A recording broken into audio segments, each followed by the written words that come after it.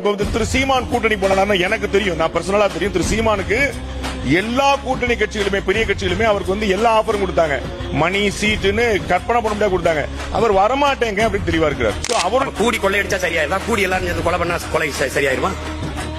நாங்க தனித்து நிக்கிறோம் என்றால் தனித்து நிற்கிறோம், தனித்துவத்தோடு நிற்கிறோம், உயர்ந்த தத்துவத்தோடு நிற்கிறோம். கொள்கையில் தெளிவு, குழப்பம் இல்லாம முடிவு.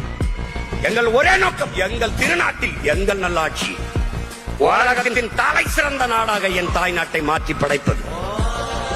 பசி, பஞ்சம், ஊழல், லஞ்சம், கொலை, கொள்ளை, சாதிய இழிவு, தீண்டாமை, அடக்குமுறை, ஒடுக்குமுறை, பெண்ணி அடிமைத்தனம், வளக்கொள்ளை, மதுமத போதை ஏதுமற்ற ஒரு தூய தேசம், புதிய ஒரு தேசம் செய்வோம், மக்கள் புரட்சியால் அதை உறுதி செய்வோம் என்ற முழக்கத்தை முன்வைத்து உங்கள் பிள்ளைகள் இந்த களத்தில் உங்கள் உடன் பிறந்தவர்கள்